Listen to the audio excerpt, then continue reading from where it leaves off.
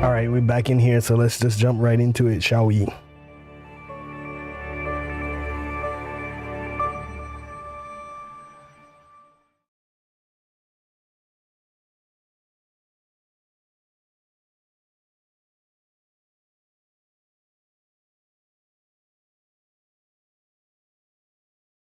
was a hot one today.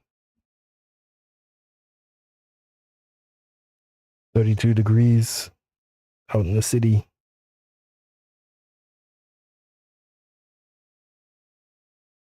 Starting to cool off now, though, so that's a good thing.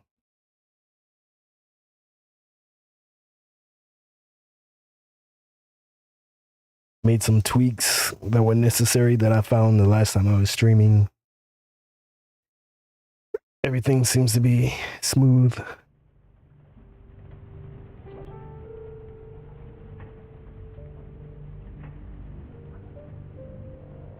I'm going to take this time to talk to Brother Duncan. And as you can see, I have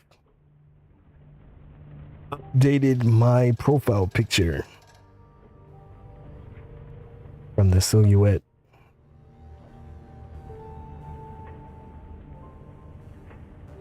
You're back. You need something else. I can't get that dream that I had out of my head. You said you had one too, right? Yeah, yours sounded like a nasty one. I don't remember much about mine. I was pretty creeped out by our run into the walled city. Between that and all the drama, I'd be surprised if I didn't have a nightmare. He shrugs.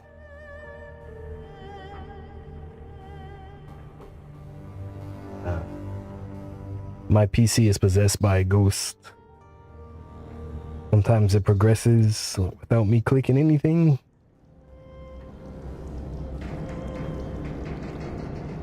Of course, the walled city was in my dream. It was a nightmare, wasn't it?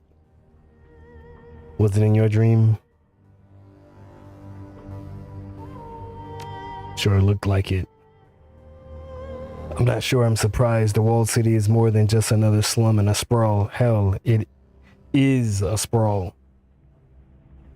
Of course. Come on. What is going on with my PC? Got a phantom in it. Anyway, what's there to say? I worked my ass off to pull myself out of the gutter and make something of my life.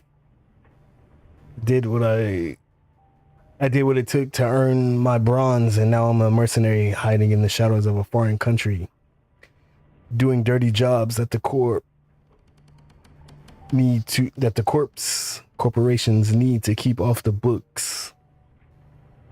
It's the reverse of everything I wanted.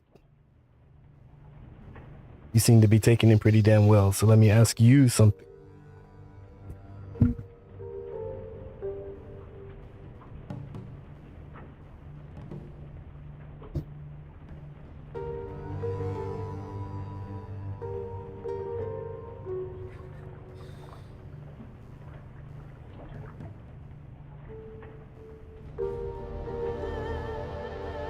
So let me ask you something.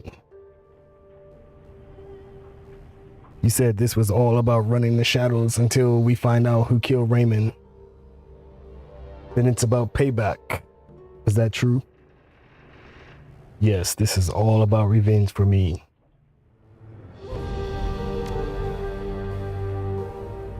Be careful about taking the road to revenge, Circuit St. Abbott. It usually ends at 2 grave sites.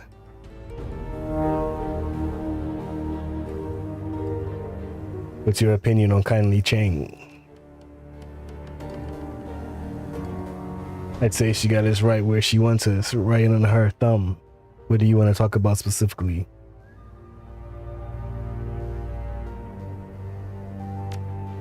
What do you think she wants from us? As long as her network keeps delivering information about Raymond, I don't care, at least for now. We need to stay with her. We have no other connections in Hong Kong. Without her, we are dead in the water.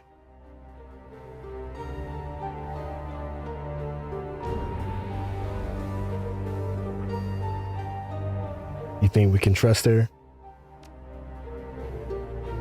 Try boss and the underground fixer? No. I don't think we can trust her, but as long as we all share the same goals, we should be okay. Makes sense. As long as we serve her interests, she doesn't have a reason to screw us over. Exactly. It's simple. She provides jobs. We do jobs. She gets info about Raymond and that plastic face man, and we forgot what the hell is going on. We forget all what's going on. She doesn't end up in the trunk of a car at the bottom of the river.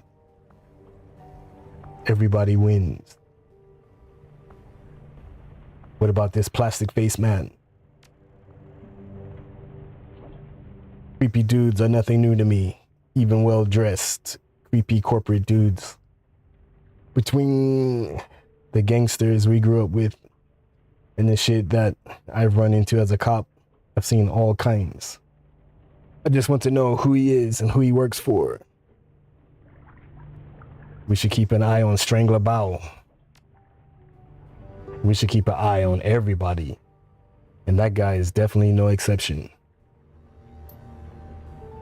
Seen plenty of cold killers in the Barrens, and plenty more since I joined Lone Star.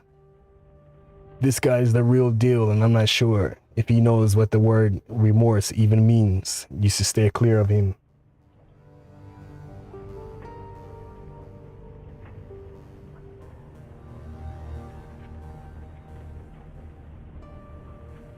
I'll be careful. Talk about something else. Sure, if you want. Let's talk about Gobbet and Isabel.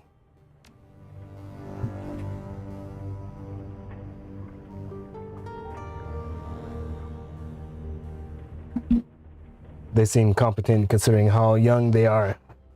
But then again, they sound like they've been taking care of themselves since they were pretty young. The three of us work together well in the walled city. Based on that, I bet the four of us would make a solid crew.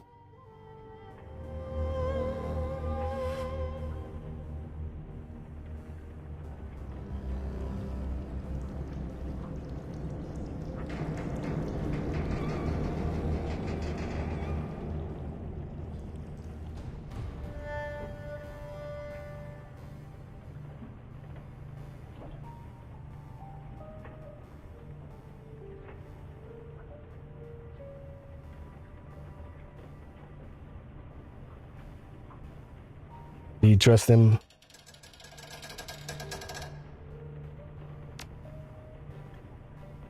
As far as I trust any runner, yeah. It's like Raymond used to say, trust and verify.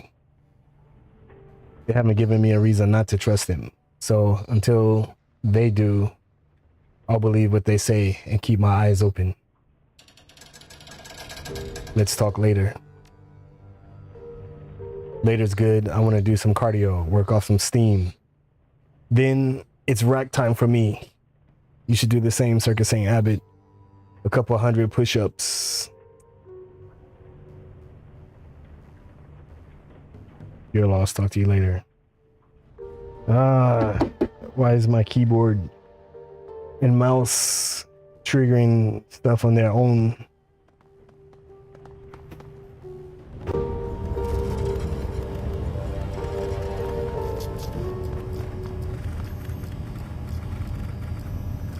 Isabel's cabin is an exercise in controlled chaos. Her living space is utterly dominated by an enormous jury-rigged computer, serpentine cable snaked from the component to component, tying dozens of obsolete terminals and cyberdecks together into a single colossal machine. This is my personal machine. If you're looking for your mission computer, it's downstairs. She doesn't bother looking up. You can see that she's elbow deep in the guts of an obsolete cyberdeck, one of half dozen that have been wired into her computer with braided cables.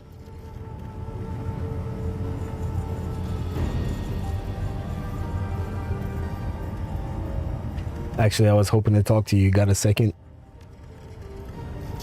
There's a long pause and she chirps out a response. We're talking now, aren't we? Yes, so yeah. Can I ask you a few questions? He leans in, scrutinizing the innards of the obsolete deck. Go ahead, I'm not stopping you.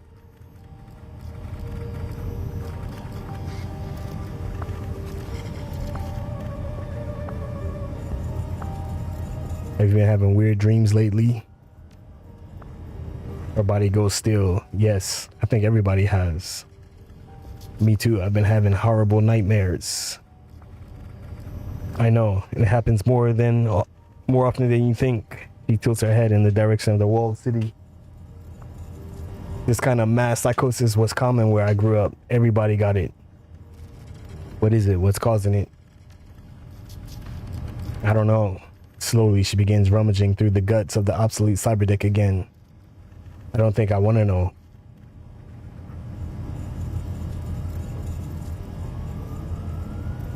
Any thoughts about that last run? Isabel shivers, looking away from you. Still mad at you for making me go back there. I'd say it hasn't changed, but it seems like it has, for the worse. Just like I remembered, but darker, meaner. The perfect place for a thug like Strangler Bao and his goons. Be careful with Kindly, even though she said she counted on you to screw the job up. That's not a good thing. That means she was counting on you to be unreliable and disposable. You screw up a bigger job, one she's counting on. Going by the numbers, she might decide to dispose of us all. We're good. Anything else you wanted to know? She's my pet project. I call her the Octopus. She waves a hand at the tangle of thick power cables that radiate out from the machine's central core. You might be able to guess why. Did you do all this yourself? Right now, let's go with piece of work. How well does it perform? She's a monster. She yanks a fried chip from the deck's motherboard and neatly sets it aside, then fumbles in a nearby bin for a replacement. An absolute beast. What is this thing made of? Whatever I can find. Busted terminals, obsolete cyber decks, aftermarket memory from Maximum Law's dumpster. Scavengers were killed for this stuff in the walled city, but out here, people throw it away. She chuckles to herself as she eases a card into an empty expansion slot. Most deckers are early adopters. They buy whatever's newest. Shell out huge amounts of money in hopes of riding the bleeding edge. Stupid.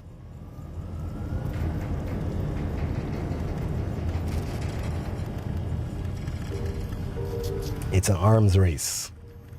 Deckers do what they have to do. They do what's easy, throw money at the problem. Amateurs. For a quarter of the price of that whiz new cyber deck, I can have 5 of last year's model. After I finish daisy chaining them together, the machine that I've built will run circles around your store-bought wonder.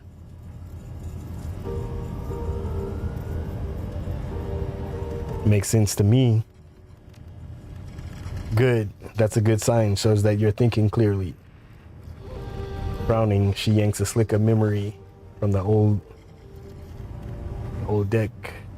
Ah, come on, computer. Stop choosing automatically for me. And there it goes again. And again. I need to figure out why my computer does that.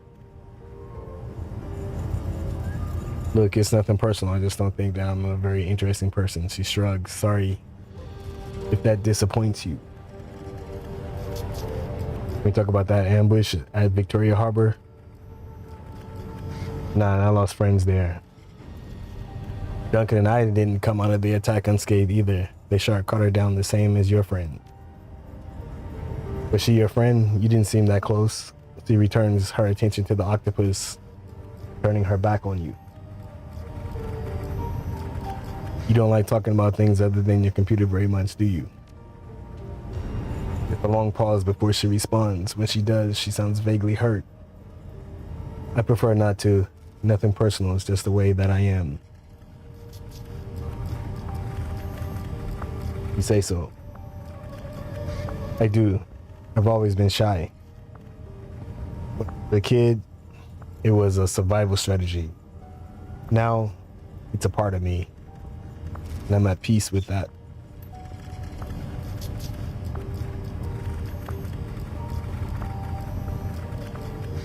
She turns, gives you her full attention. But I'll tell you what, the Wyatt Arrett, I'm gonna make you a deal. You've pulled me away from what I was doing, so I'll satisfy your curiosity, and in exchange, you need to satisfy mine. So we're gonna play a game of questions. You answer me truthfully, and I'll answer you. We'll go back and forth until one of us wants to quit. Deal? Deal, you go first, ask away. She studies your face. We'll start off easy. Tell me what you really think about Duncan.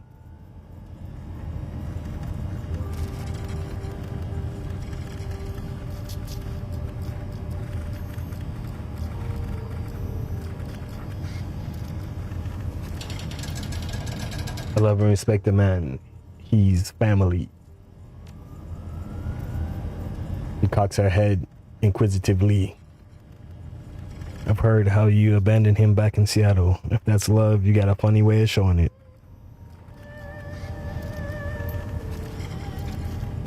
Well, you've answered my question. That's a good question. I guess about 4 years now, a decent stretch by anyone's reckoning.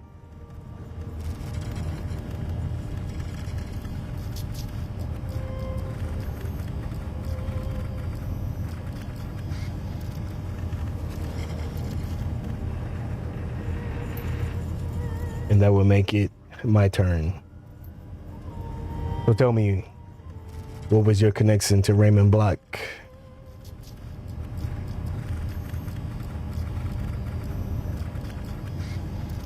He was like a father to me and Duncan. He got us out of the Barrens. In that case, I'm sorry for your loss. Losing the ones that you love is hard.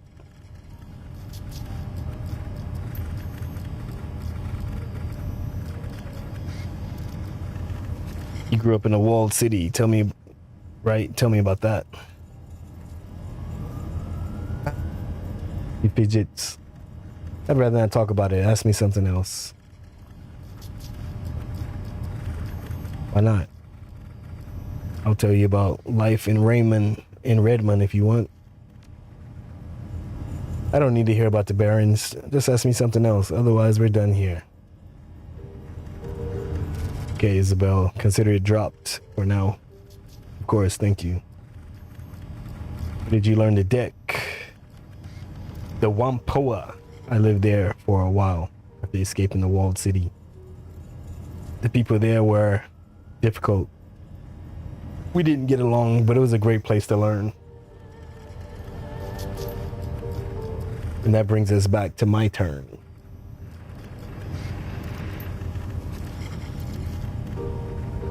He gestures at the cabin walls around you. You enjoy it, don't you? Living like this, working the shadows.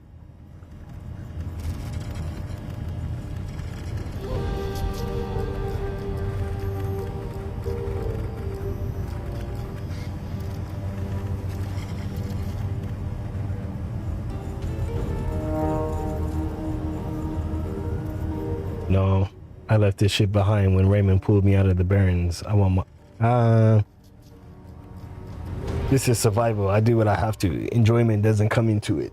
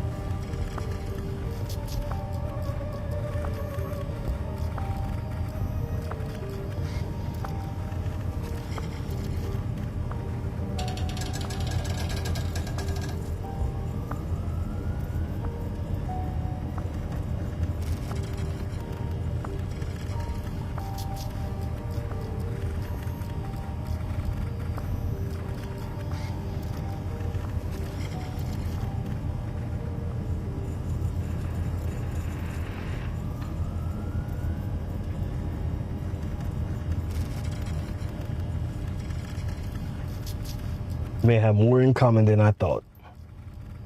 Your turn again. Go ahead, ask me something. How did you and Gobbet meet? Her brow furrows, and after a moment, she screws her eyes shut. We met as kids in the walled city. My prison was her playground.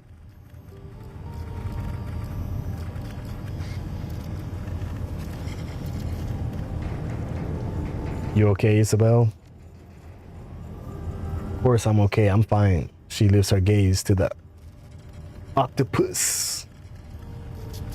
I just have a hard time remembering those days. My childhood is kind of a blur.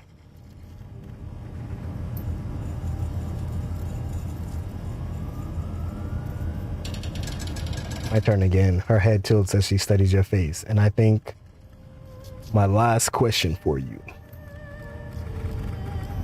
You're stuck here, marooned. You and Duncan both. He's obviously unhappy with the situation. Keeps going on about the things that he left behind. But what about you? Is there anything?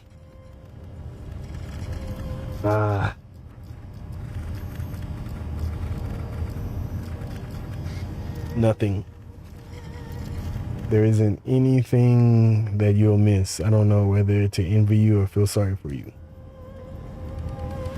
She glances down at the dark clock on her desk. She glances down at the clock on her desk, an antique model with physical hands that looks like was rinsed out of a submarine. A frown across your face, spreads across your face. It's even later than I thought, and I've still got a long way to go before the octopus is fixed. She begins to turn away, her attention fixed on the stack of partially disassembled cyber decks. Damn it. That's true, go ahead.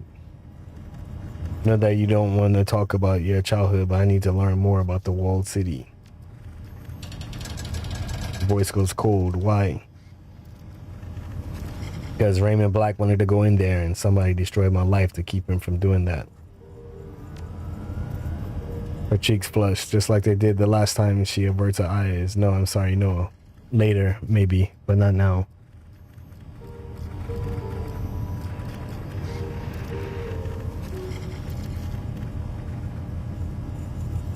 You owe me an answer, Isabel. That's how this game works. Yes, but... Blinking, she turns away and buries herself in the octopus's splayed innards. Please excuse me, I have work to do. You are useless.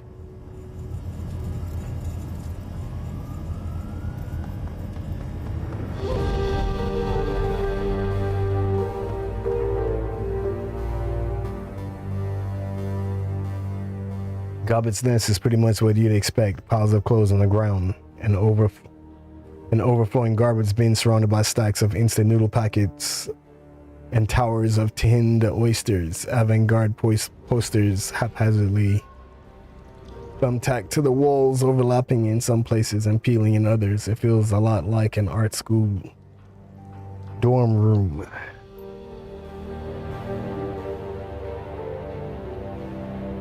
Gobbet reclines in a corner, cradling a bowl of soup. In her hands, at her feet, a cast iron pot simmers away on an electric hot plate.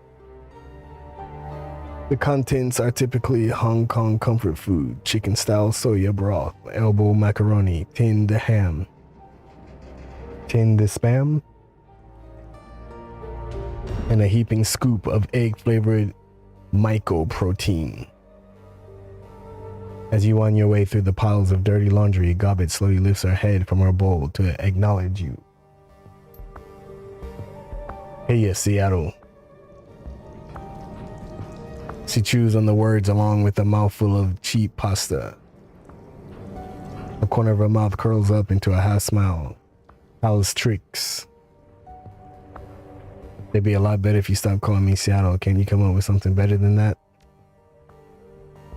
Oops, I can. I can come up with all sorts of things. Can't promise that you'll like them, though. Tell you what.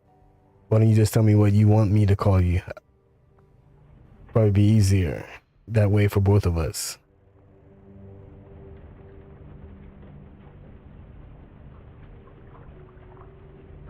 You know what? I'll change my mind. Just stick with Seattle.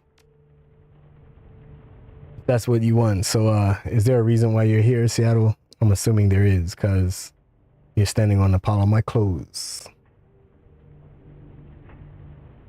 How did you decide on the name Gobbet anyway? I didn't. She pops in a noodle. Pops a noodle into her mouth and chews. My mom did. So, Gobbet is your given name? Your mother named you after a wad of meat? He shrugs. Yeah, sure. I don't think she knew what it meant. She just thought it sounded pretty. You should get used to that, by the way. People here in Hong Kong like to stand out. And choosing unique names is one of the ways that they'll do it.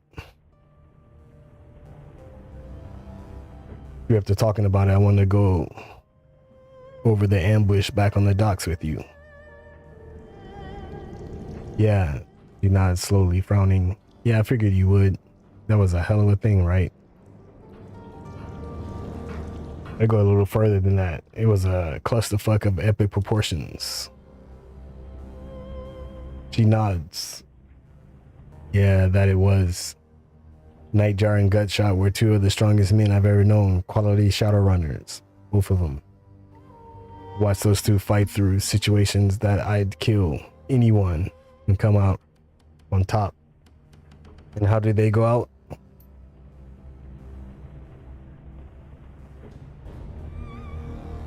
He mimes holding a rifle. Makes a show of peering down the scope. Bang, bang, bang. Dead, dead. No blaze of glory. No final speech. Just extinguished. Smashed like bugs.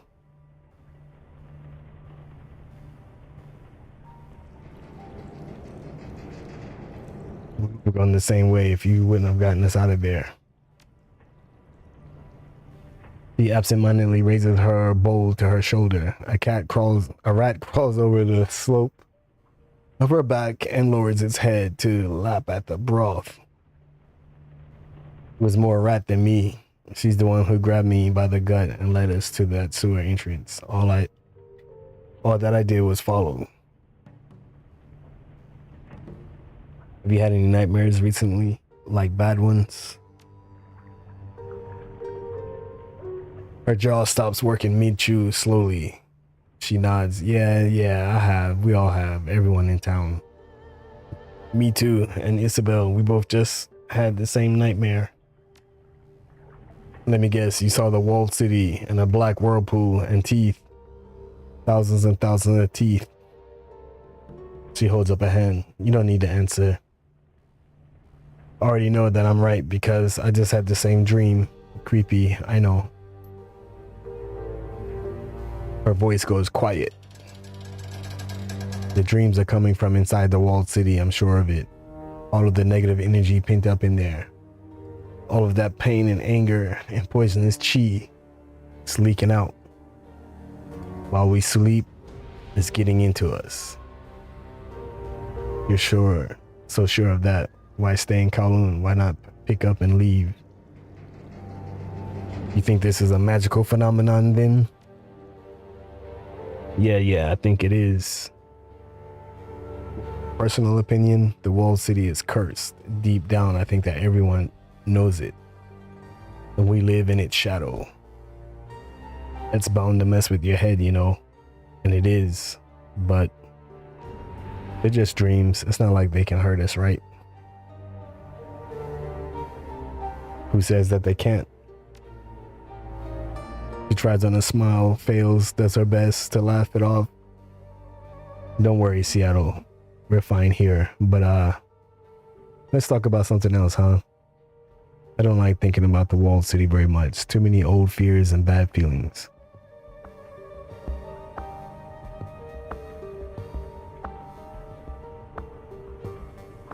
I'd like to learn more about Rat. What kind of totem is he?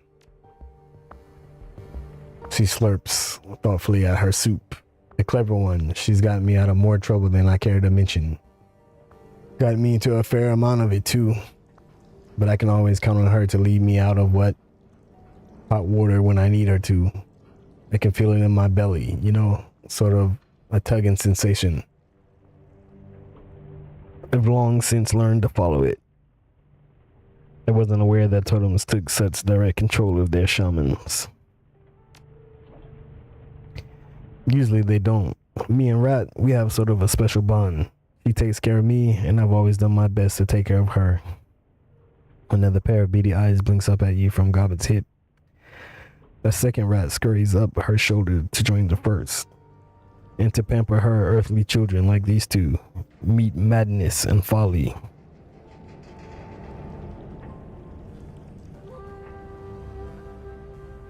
Are they just normal rats then? I thought they might have been spirits or something. Nope, just rats. She brushes her fingers across the white rat's mottled coat. Don't trust folly, she bites. How did you come across madness and folly? He raises an eyebrow. I looked outside, they're rats. That sounds like a really bad idea. You could probably do the same if you wanted to. It's easy. Just walk into any alleyway in Kowloon after sundown and stick your hand in the first dumpster or storm drain that you come across. Keep fishing around until you touch fur. You probably shouldn't. So he continues to brush Folly's coat. The creature chirps happily at her touch. Odds are about 50-50 that you get your hand chewed off. Probably feel bad about that. You seem pretty comfortable with all this. Been running the shadows for a while. She dips her chin. A long time. Started when I was a kid.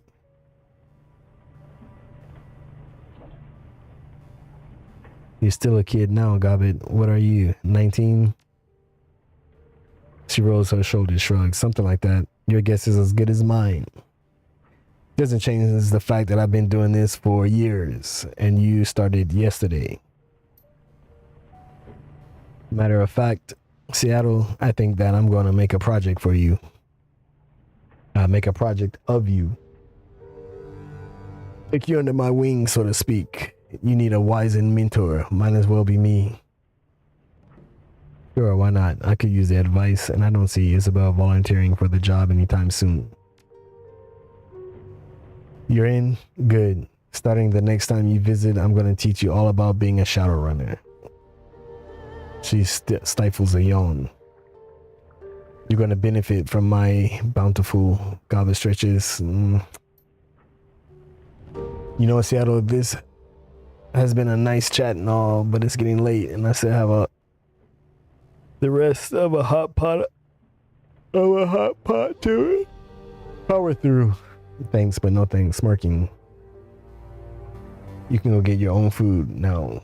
Would be a good time. All right. Talk to you later.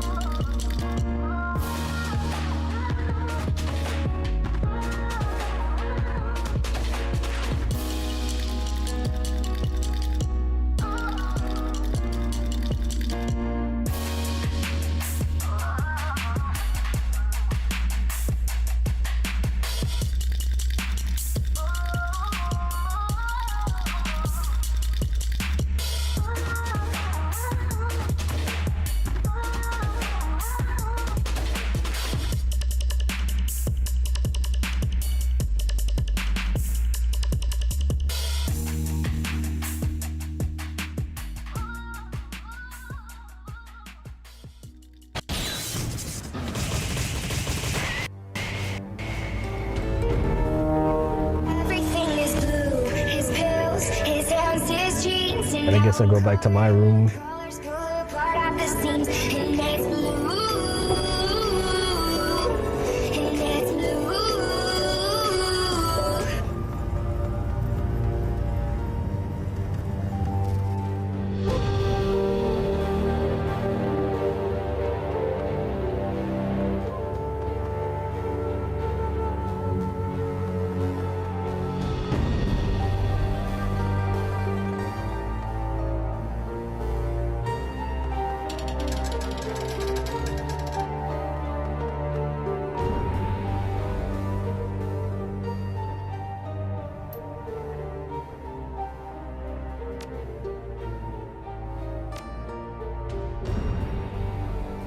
Welcome to the Shadows, the White Art.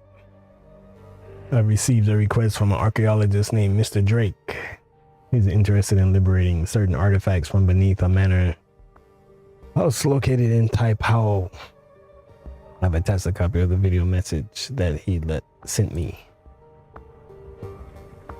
The screen flickers a few times and the email is replaced with the face of a stern-looking orc. Hello, Madam Cheng. I've heard that you're a woman who knows how to get things done, especially with regards to things that aren't legal in the strictest sense. That's exactly the kind of help I'm looking for. Recently, a rich investigator by the name of Liu Hua decided to expand his manor house on the outskirts of Taipao. Too much money, not enough space for fancy parties. He hit a snag with local government officials, however. They suspected the land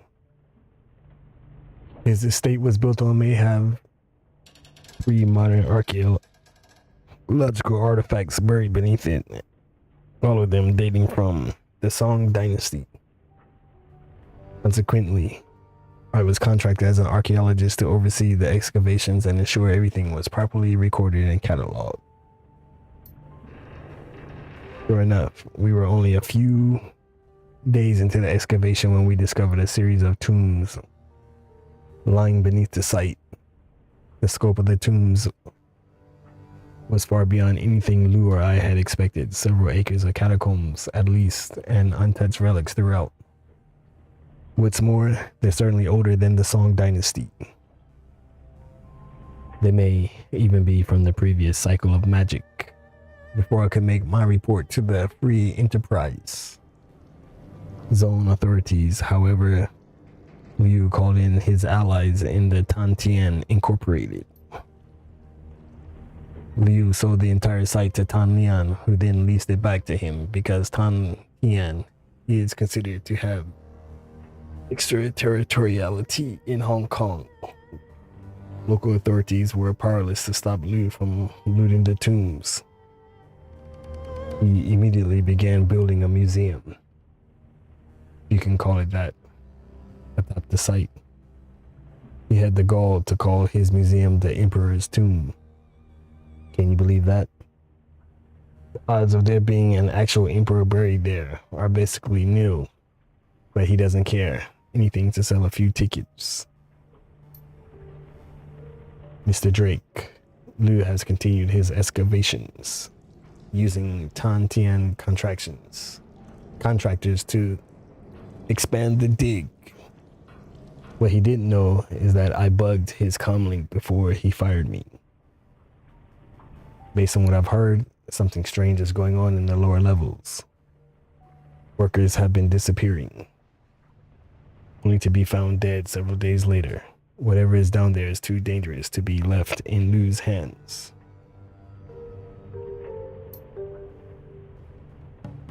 Liu must have found my data line. Though I stopped receiving any information 3 days ago. The last thing I heard him talking about were a pair of ancient texts that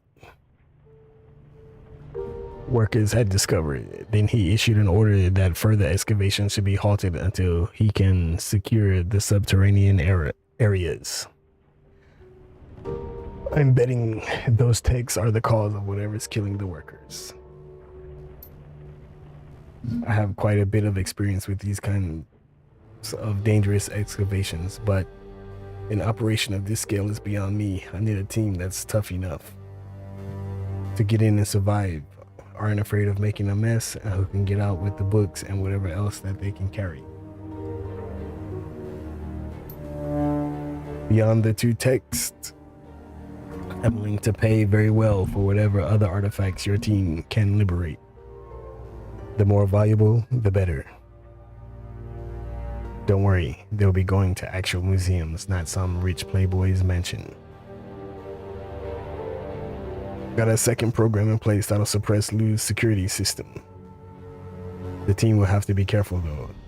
There are only so many alarms I can suppress. Go beyond that number and I'll scrub the mission. I've included a catalog of likely items to help the team appraise the most valuable ones. They don't need to be subtle. In fact, I prefer they make it look like a common robbery. Tell them to smash and grab what they can. Let me know when you find a suitable group of Shadowrunners.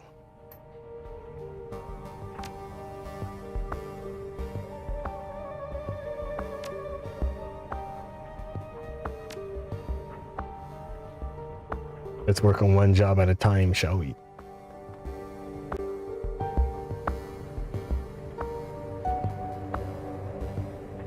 Who's this guy? This is the guy, Russian guy living downstairs.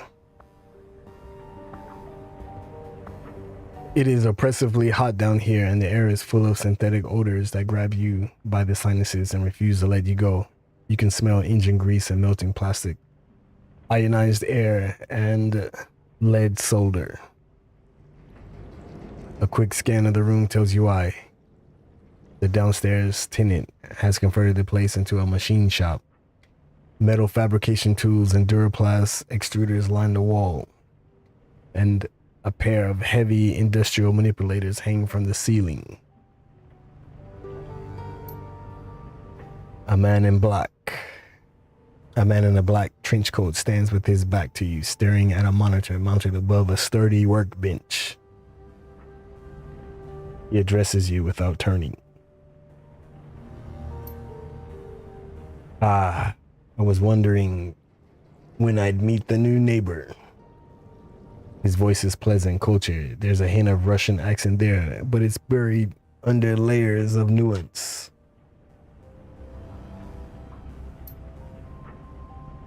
Please stay where you are. I'll be with you in just a moment. And unless you fancy an unplanned trip to Chrome Alley, don't touch anything.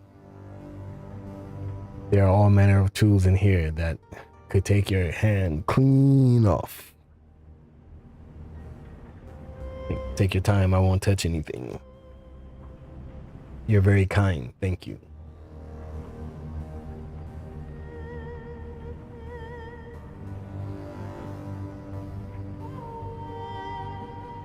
Try to see what's on the screen. You focus on the enormous manipulator arms that you saw earlier. They are bulky industrial things, dented from years of heavy use. Each arm has been fitted with at least a dozen different welders, soldering guns, extruders, and metal fabrication tools.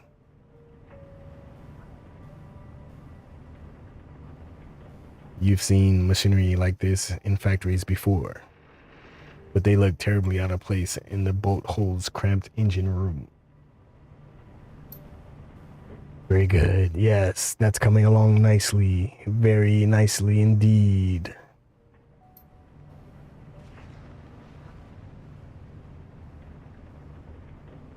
You're too kind. Now tell me, what can I do for you? His voice trails off as a flash of motion catches his eye.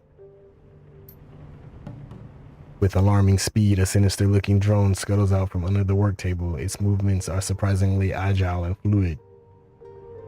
The machine rears back menacingly, spreading its forelegs in a clear sign of aggression.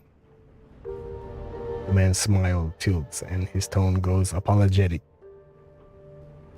Please don't mind the drone. He can be territorial, but as long as you remain civil, he will not bite. He extends a hand. Simultaneously, the drone relaxes into a neutral position, lowering its killing legs. Ractor. My mechanical counterpart here is called Cheng.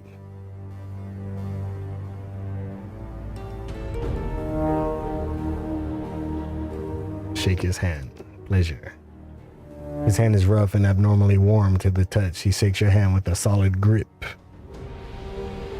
I'm very pleased to meet you, my friend. In a community such as Haoi, it's important to be on good terms with one's neighbors. Agreed. Speaking of which, I'd like to ask you some questions. He glances at the bracelet on his forearm. A technical display winks to life. Then gutters out. Very well. This morning's casting should still be cooling for a few minutes yet. That's time enough to talk. And these Shadowrun stories are long. Are you Russian? I thought I caught a hint of an accent here. You have a good ear, I'm impressed. Yes, I grew up in Nizhny Novgorod. Went to school there. Started my career there. In the industrial sector, a fairly common story, I'm sure. But I've also traveled a great deal, and in so doing, I have absorbed a number of other languages and dialects.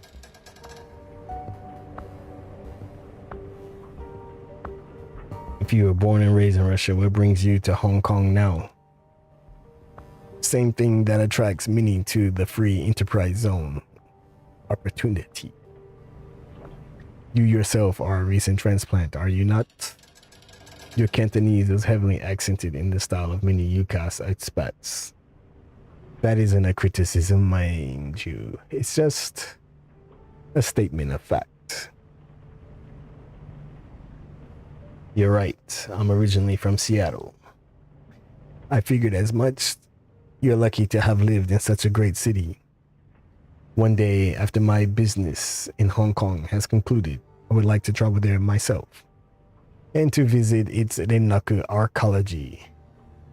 I have heard many impressive things about the SCIRE, the automated systems that it employees are rumored to be quite impressive. I should like to study them someday.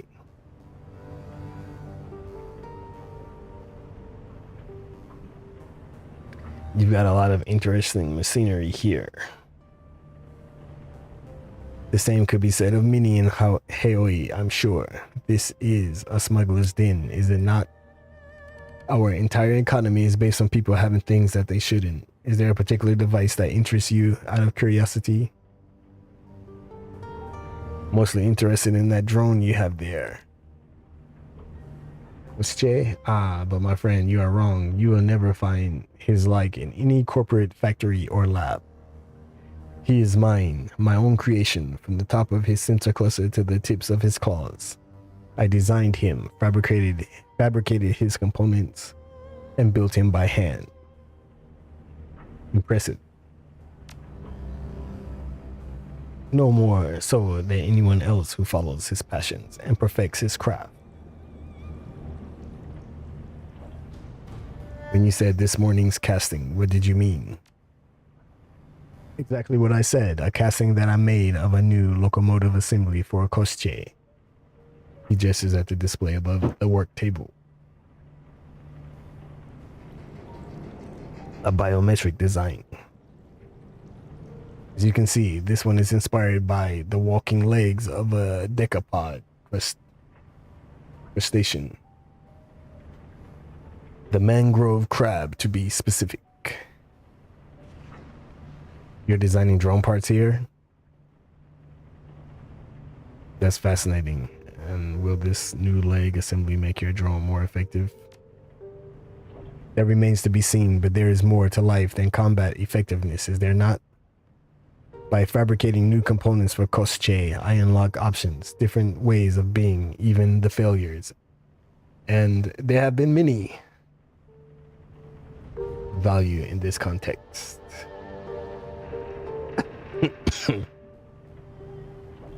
How did you learn to do all of this?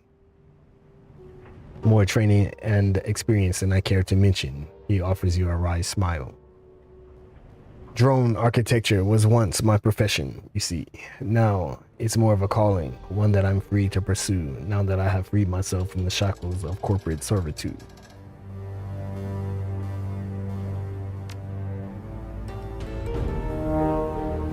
Etiquette, yes, I know the story you're talking about. Yes, I suppose that it is. Not many riggers would name their most prized possession after a villain from a fairy tale. A nod to my heritage, I suppose. What was the fairy tale about? A thoroughly unpleasant person. Koschei the Deathless, he was called, and for good reason. His soul was cleverly hidden outside of his body, and he could not be killed so long as it remained intact.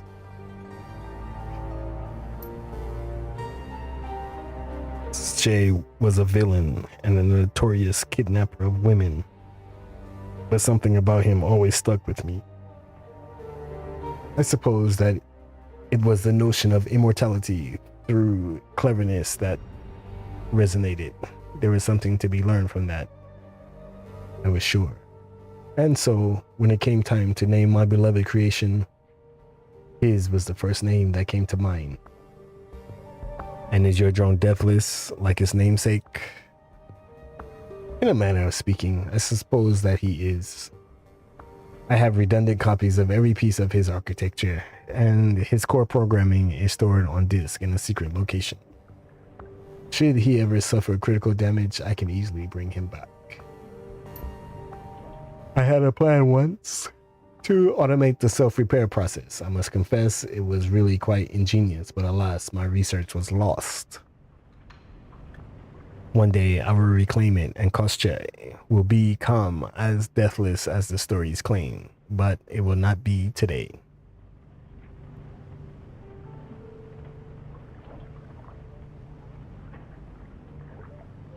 You said you used to work for a corp. Whose payroll were you on? Ah, he sighs. That is something of a sore subject. My departure was involuntary, you see. I did not part ways with my employer under the best of terms. I will tell you that I worked for Grishin Eviacor, but you'll forgive me if I don't want to go into detail. How do you pay for all of this stuff? Freelance. At the risk of sounding immodest, I've commodified myself rather well. There are always corporations in need of design consultations. You'd be surprised by how lucrative such work can be, and there is always other work that I can turn to in a pinch.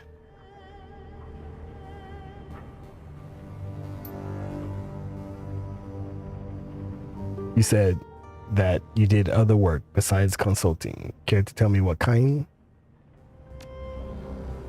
He pauses, and for a second something flashes in his eye. Koschei lowers its body into a crouch. A rather personal question, wouldn't you say?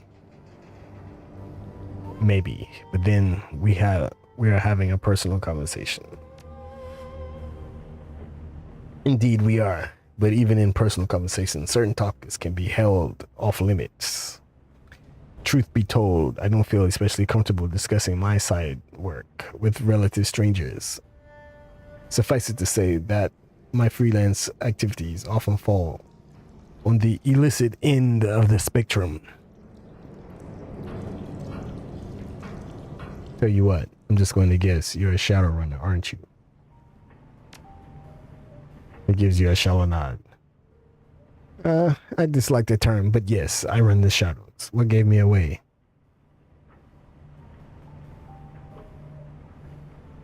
Your drone, people on the up and up, don't build murder bots for fun. He shakes his head slightly, a sad look on his face. Such a reductive assessment, I assure you. You're selling my little counterpart quite short. Koschei is combat capable, very much so. But that is far from his only purpose. Koschei scuttles forward, its glowing red eyes low to the ground, light glints off the metal of its armored chassis. Ractor runs a hand over the drone's killing legs, caressing the sculpted metal with his fingertips. That being said, I cannot deny that Kosche's aptitude for butchery is important to my work. Should you ever get the opportunity to see him in action, you will understand why. Seems like everybody on this boat runs the shadows.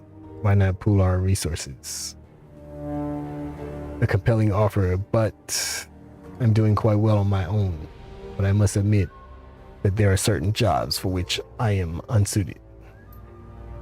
Magic eludes me, and I'm not a decker. My strength comes from material objects in the real world, solid things with mass and heft, things that I can build and operate.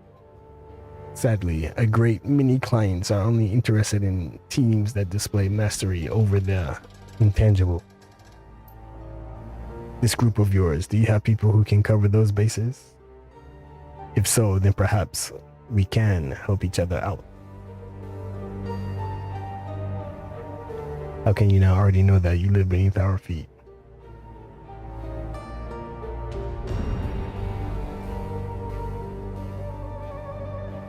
Yes, we have a shaman and a decker, both competent at their jobs. In that case, I will accept your offer on a provisional basis. We'll do a few runs together and see how we get on. If your associations bears fruit, I will continue. If not, I will bid you my farewell and go back to working alone. How does it sound? Welcome aboard. Ah, very good. Excellent. When you receive a job, you know where to find me. My skills and resources are at your disposal. And with that, I'm afraid that I must bid you good day. I still have work to do down here. This leg assembly won't clean itself. I'll be in touch. Looking forward to working with you. And I with you. Alright, we got another rigger on board.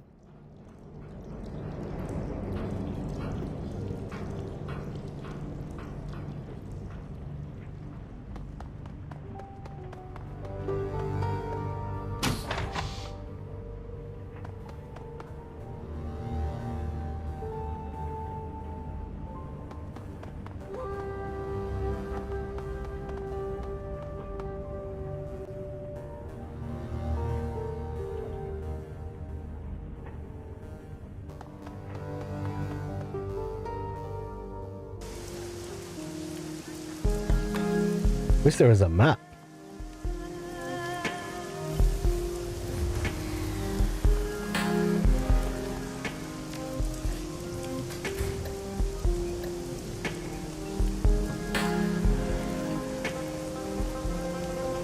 Yeah, how do I go to Wamapoa?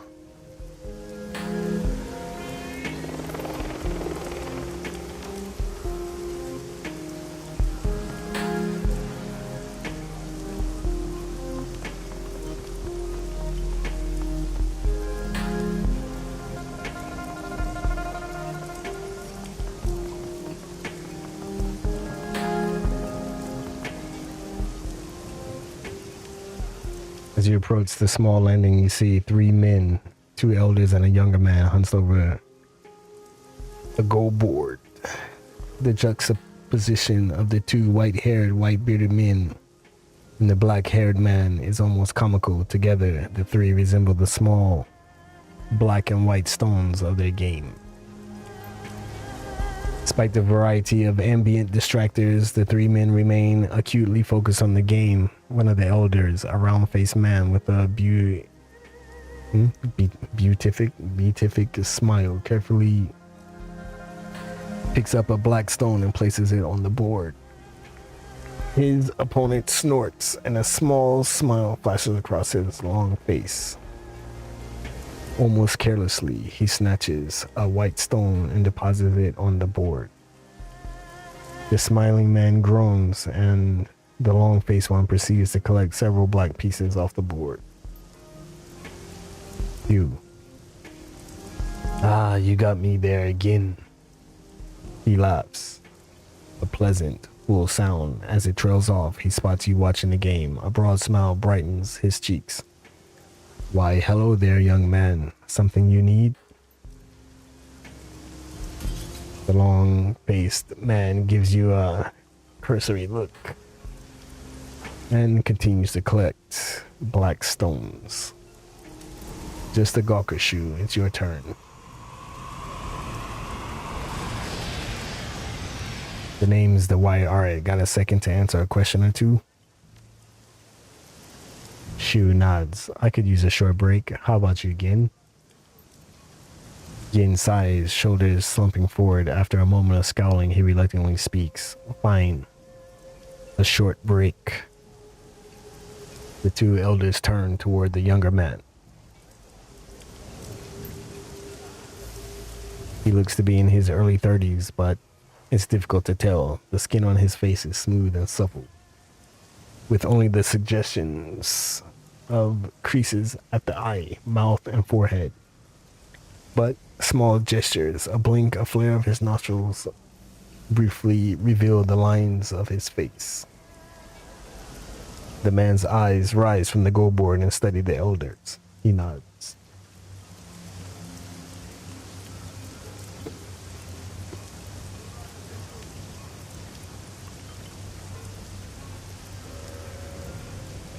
Have you been hearing about strange dreams here in Haoi? Have you had any nightmares recently? Three men exchange looks. Turns to you. What a coincidence. Wasn't but an hour ago that we were all discussing that very thing. We have been having bad dreams, every one of us. I to myself, should we compare notes? What did you dream about? Is that right? Gin leans in, stares at you. Can't say I'm comfortable with giving a stranger details about my dreams. Hugh waves his hand dismissively at Gin. Don't mind him. He's always been a poor sport.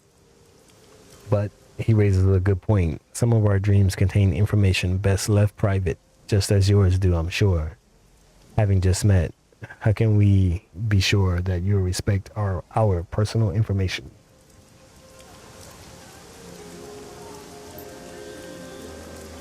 I'll tell you.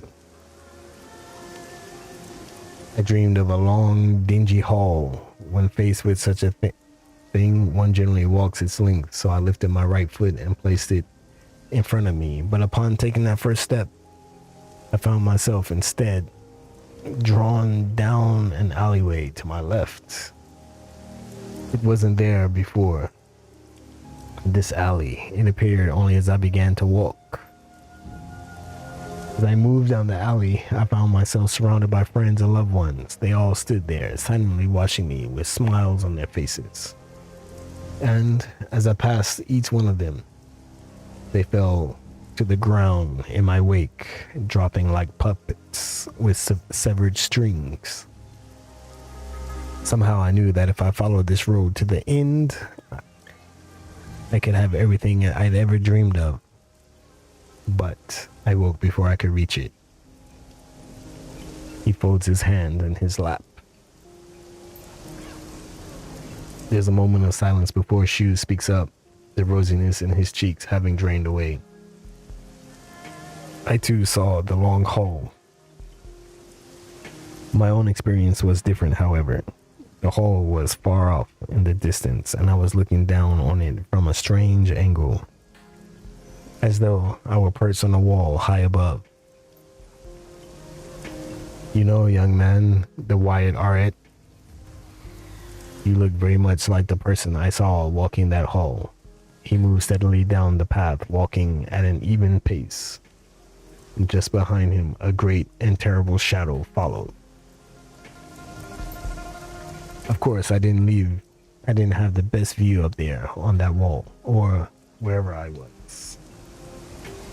It could have been anyone. Perhaps this old mind of mine is seeing your face now and misremembering the dream. He lets out a chuckle and a small flush of red returns to his cheeks. He looks over at Gin. All right, Gin. Go ahead.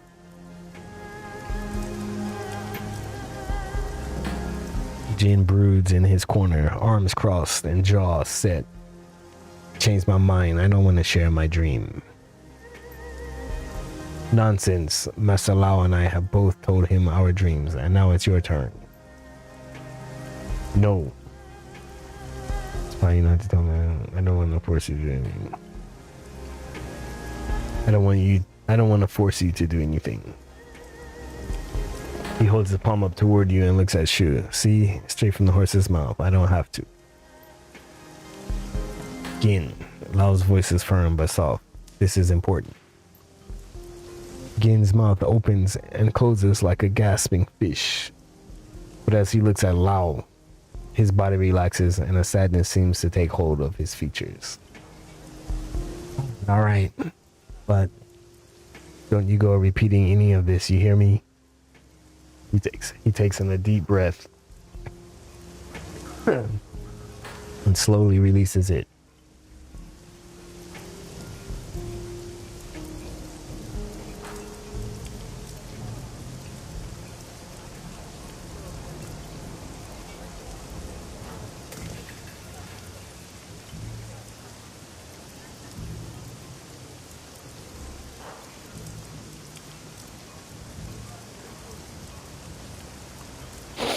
Folds his hands in his lap.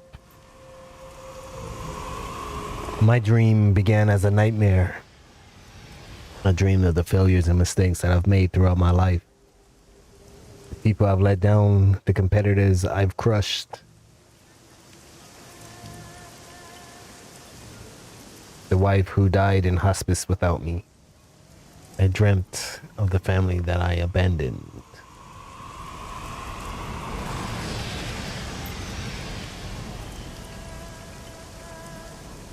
A change comes over him, his eyes brighten, and he continues energetically. But then I dreamed of the walled city. I stood before it, and its door opened to me. And when I passed inside, all of my guilt fell away. It was as though the city had absolved me, had washed away my guilt, and I remember feeling happy. As his remembrance ends, so does his lightened mood. His face shrinks into a pout, and he stares grumpily at the ground. Angry. There, I did it. You happy? Lao nods slowly. Thank you, Jin. Yeah. Now can we change the subject? My ulcer's acting up. I'm guessing you've been around these parts longer than I have. Is this sort of thing normal? If it were normal, we wouldn't be huddled around discussing them in whispers now, would we? Enough of that, Gin. The White Arhat here asked in earnest for our advice. He deserves a proper response. Shu gives you a gentle smile. Please forgive our friend. Bitter years have left him suspicious of others. The answer to your question is no. Upsetting dreams have never been uncommon in Haoi, but these recent visitations have been different. They've been darker, more vivid, stronger than normal dreams. Last night, I felt consumed by the sense that something was coming, while my friends here felt a sense of relief and excitement as their dreams ended. I felt as though I were sitting on the precipice of some vast and terrible chasm with the void yawning beneath my feet. Suddenly, his cheeks flush. He blinks twice, then looks away. But perhaps there are just the ramblings of an old man. Please forgive me. He scratches his nose, embarrassed. You speak wisely, Shu. It is foolish to embrace a thing that you do not understand. What Gin and I saw in our dreams was alluring, but so is the light to a moth. Your instincts are still strong and sharp. My old friend, it is wise of you to trust them. Shu bows deeply, his eyes to the ground. Thank you. I can only hope these dreams do lead to something beautiful. There's already enough deception in this world. Jin groans loudly. Can we get back to the game now?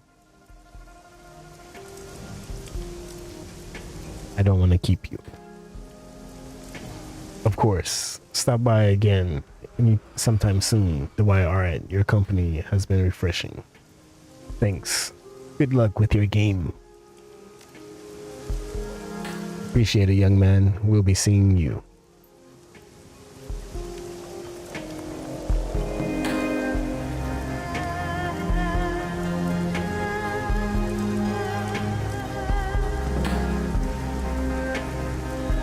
The Parlor of Five Phases was some kind of shop.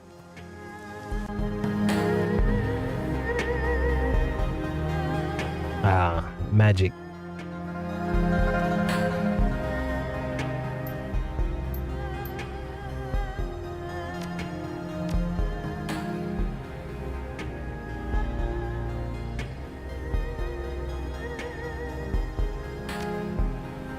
I don't want to buy anything. Crafty shoe.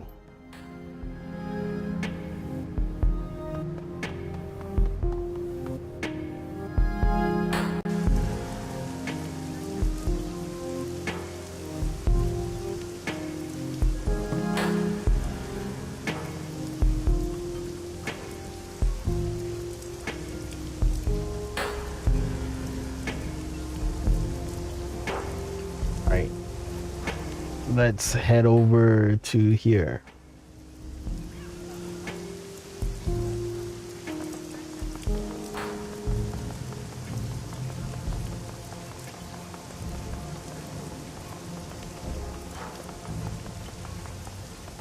But in fact, let's head over to Maximum Law.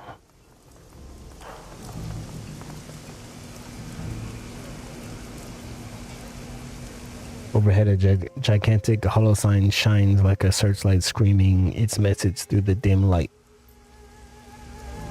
It hums and flickers, spluttering like an old engine. Fierce electrical crackles sporadically burst out of the sign's emitter, stabbing your eyes and filling your ears with static. Under the baleful glare of the sign, the rusty mini barge's deck is stacked with electronics. Dilapidated stereos share space with crisply boxed servers, ranks of disk and memory chips fill display cases padlocked under plexiglass. This guy's a decker.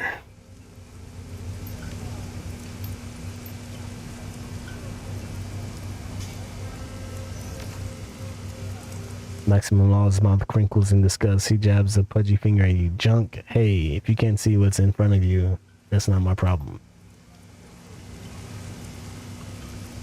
This is Law's Technology Palace, satellite territory of Whampoa. You step on the boat, you're in a sovereign state. I represent Whampoa here. Oh, nice. This is what I was looking for. Nice. I'm Maximum Law. He draws himself up proudly, setting his hands on his hip. The Maximum Law, yo.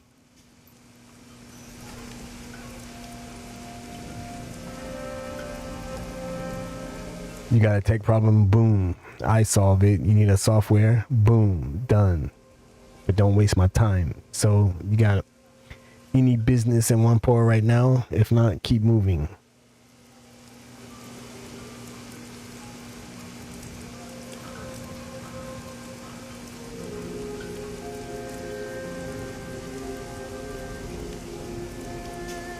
Found this while poking around the wall city. Worth anything?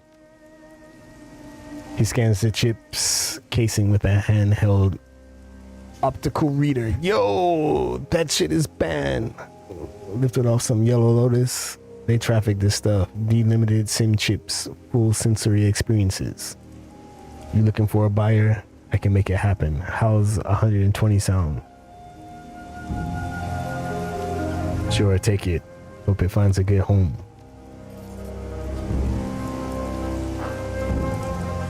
We're pretty much the best, yo. Ah, come on, computer.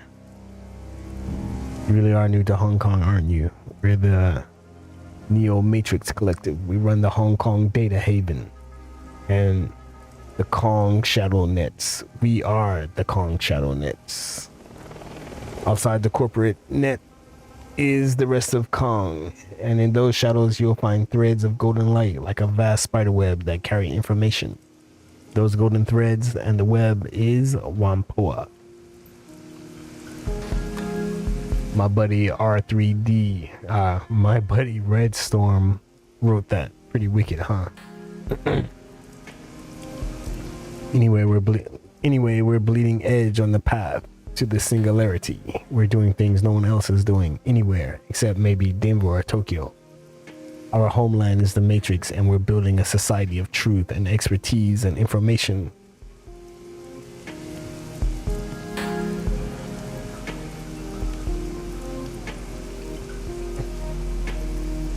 What's a Wampoan doing on Kindly's turf? Are you a liaison? What am I doing here? Law seems shocked at the question. I'm an ambassador. I broker Wampoa services to Haoi. Emissaries like me are all over the Kong, tying it together in an invisible network. So you work with Kindly doing tech for the Yellow Lotus?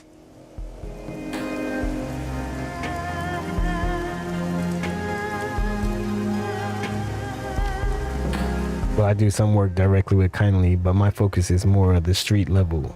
We're all part of a big machine, each piece playing its critical role. As is so with any highly evolved machine. Exactly. That's why nobody messes with Wampoa. Ooh. Does Wampoa provide any technical services for Hong Kong's poor? Sure we do. We run the pirate networks. Our services are way more than most ordinary people want, though. You can get prepaid bandwidth and a corporate carrier for fractions of a nuyen, but you're selling your soul. They monitor it. If you want to operate unmonitored by corporate algorithms, you gotta fly through the Wampoan network. It's the only place to be. At one point, they are coders and deckers for the criminals, is that right? We do tech for anyone in Kong, outside the corporate umbrellas. Anyone can use our networks. If they pass our vetting and can pay for what they bring. Law speaks without a shred of irony. It's mostly the extra legal element that needs our skill.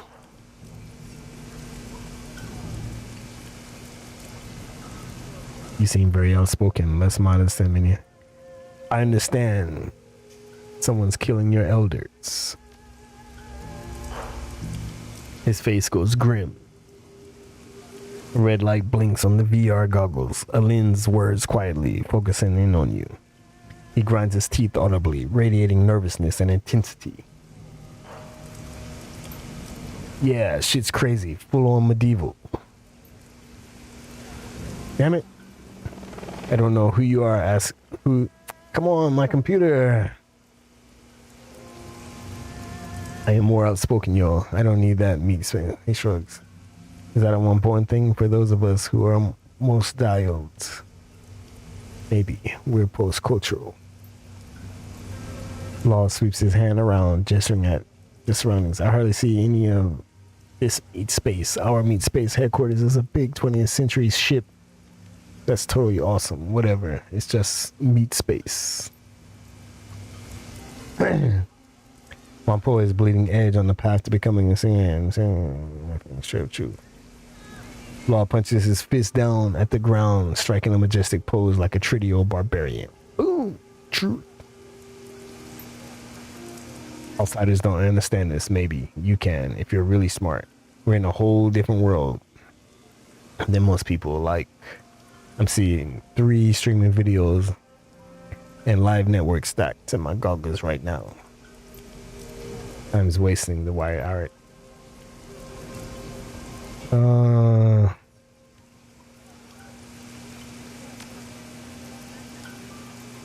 Kind of little carrier armor 3. I want to buy this.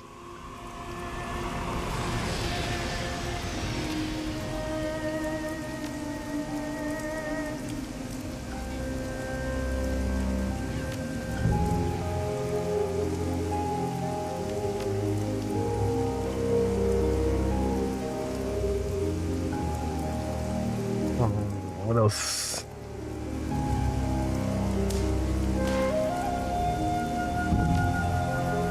Yo, Maximum Law looks up at the gigantic blue and white letters with deep satisfaction. It's pretty boss. That must cost you a small fortune in electricity. Whatever, I'm not paying for it. Half a Hayway gets his juice from a private tap on a big Mitsuhama DC cable under the river. Mitsuhama's like, his voice winds up into a mocking whine. Oh, let's run 2 million volts from the coal fusion plant to the island under the river. Those slum monkeys can't tap an underwater cable. Idiots. You know who built the tap that pulls the electricity off that cable? Wampoa. You know those barge holds the transformer? Mine. Maximum Law thrusts his fist high in the air in silent victory. Cheap power for all, and a whole lot of extra for me. Behold, the lighthouse up. Boom!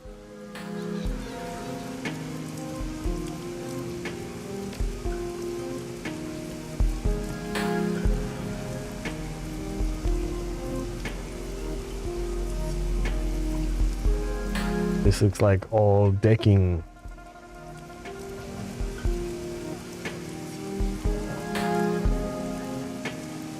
Yeah, so this is decking.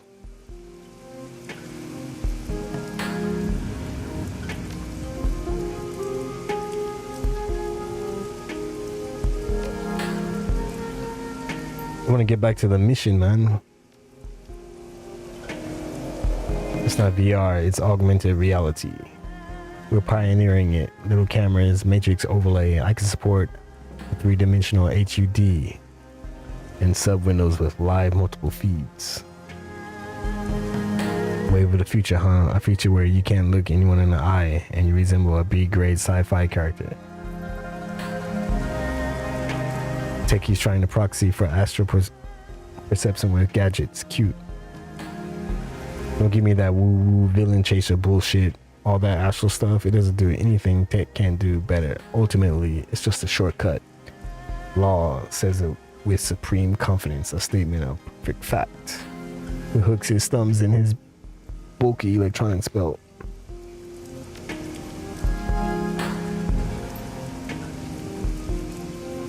Because of my computer, I miss the serial killer.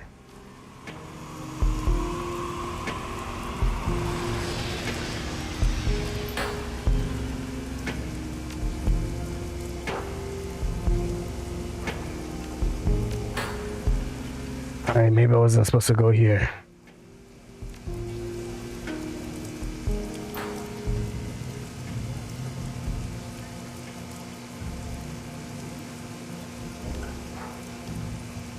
The only other place is here.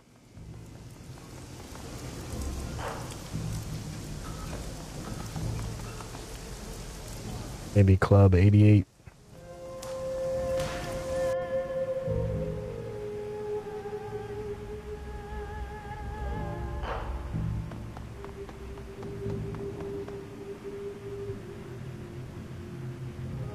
Yeah, here we go. Head to Wampoa Garden to discover who's killing the Wampoan elders.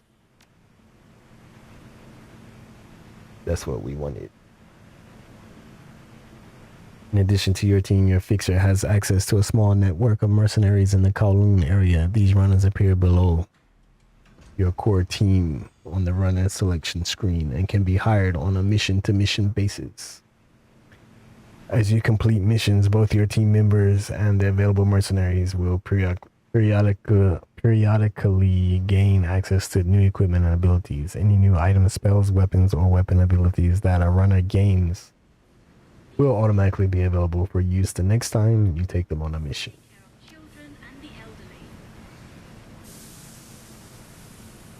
We're going to take Raptor.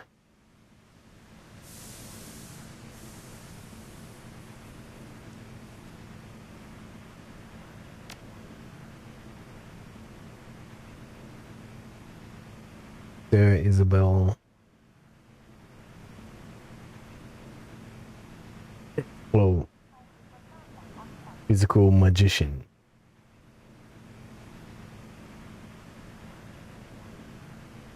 own rigor. Be a safe escalator user. Hold the handrail and take care of children and the elderly. Guess we take Duncan. Since he's my brother.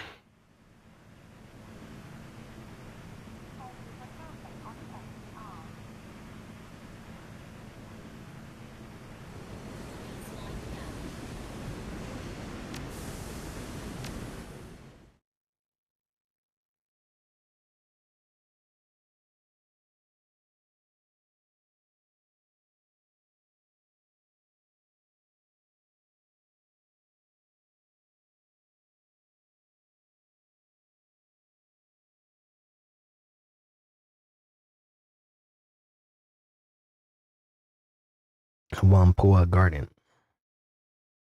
Carnival of Chrome and Neon. Rife with every manner of technology and artifice one can imagine. The entire area has the feel of a night market.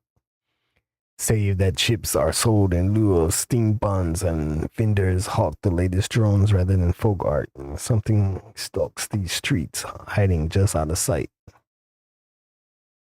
It stalks the Wampoan elders, the leaders of the band of tech-savvy squatters that have claimed this neighborhood as their own. The streets smell of ozone and fear, and those Wampoans you pass in the NTR station have a haunted, furtive look in their eye.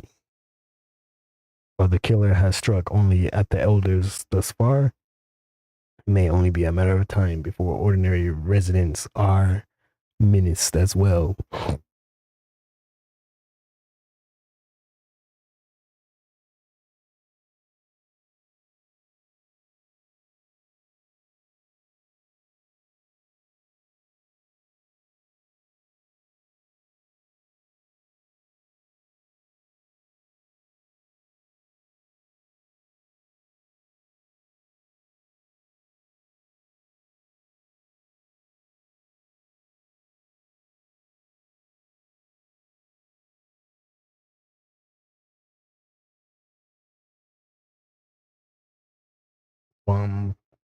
Wampoan Garden.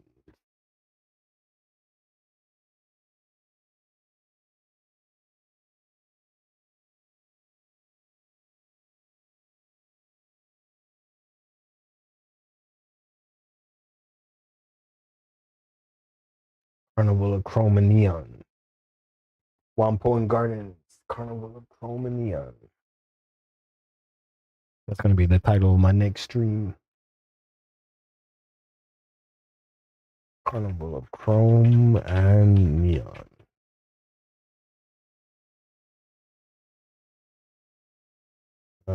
Because I might end here soon.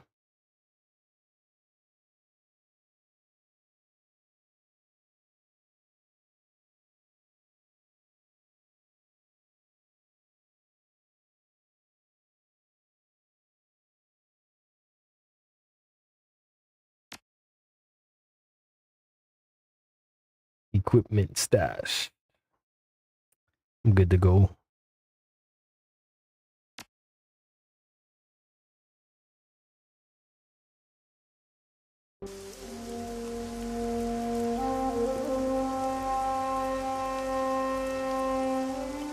You have karma available to improve your character's attributes and skills. Open the karma screen. Karma.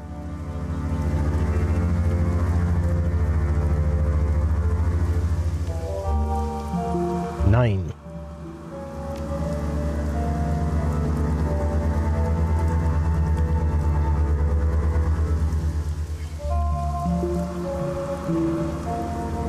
Let's get our drone combat up.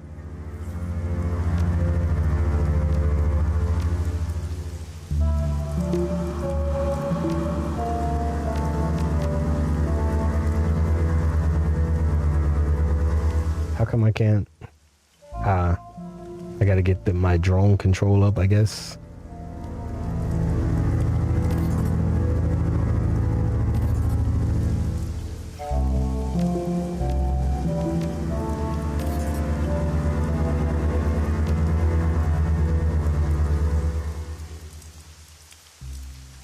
streets of Wampo Garden are slick with rain glittering under the neon glow of myriad signs and holographic displays. The sky reflects the same glow, painting the white apartment blocks the sickly orange of sodium street lights. The smell of grilling meat mingles with other rare scents, ozone, engine oil, and high-tech fabrication facilities.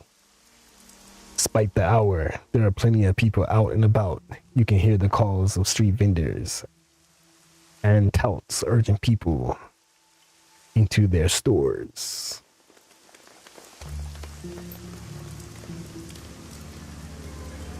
Isabel wrinkles her nose, scowling darkly. She wraps her arms tightly around her chest, staring off into the distance. Is there a word for feeling nostalgic for a place you can't wait to leave again? I don't miss this place, but I miss the feelings I had when I lived here. Saw Dad, maybe. No, that's not it. It's close, but she lets the sentence trail off into nothingness, clamping her mouth shut for a moment.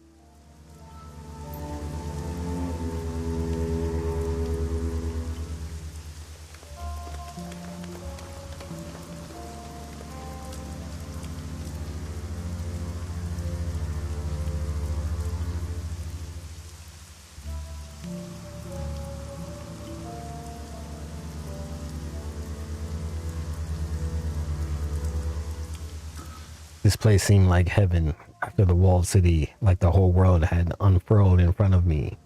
And anywhere I turned, there was the promise of a good life. Turned out this place was just as crappy as everywhere else. Everyone's still in it for themselves. If my own life in the Barrens taught me anything, it's that if you can find people worth sticking with, they'll save your life. You live for each other, watch each other's backs. That's about as deep as it gets for me. Perhaps, then, that is good enough. If it works for you, good. Isabel turns toward you and points down the street to your left. That's the one, kind of hard to miss, and it's been a fixture since late last century. These days, it's just a squat. Shops are family affairs, not corporate ones. Is there anything I should know about the Wampoans? They're all tech heads, tinkerers, and self-taught scientists, despite the fact that there's no formal education system. Everyone here is pretty smart. They apprentice kids to skilled workers so they can learn a trade. Elder Gao taught me decking, and I left after she got brain fried trying to crack a Mitsuhama network. Elder IP taught me to shoot. He should still be here. Come on, let's go see what they have to say for themselves.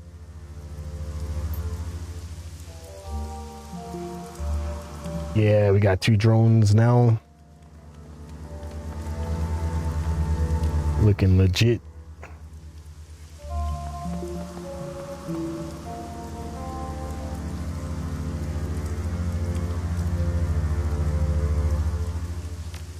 I'm gonna save here and come back later.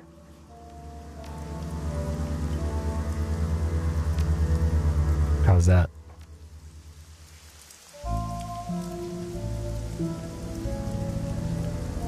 Because it's evening now and I want to do something else real quick. But I appreciate any and all that dropped through. So I'll say peace 5 times and love times 9. Wishing all the best. And peace and blessings upon you all. Let's get out of here, shall we?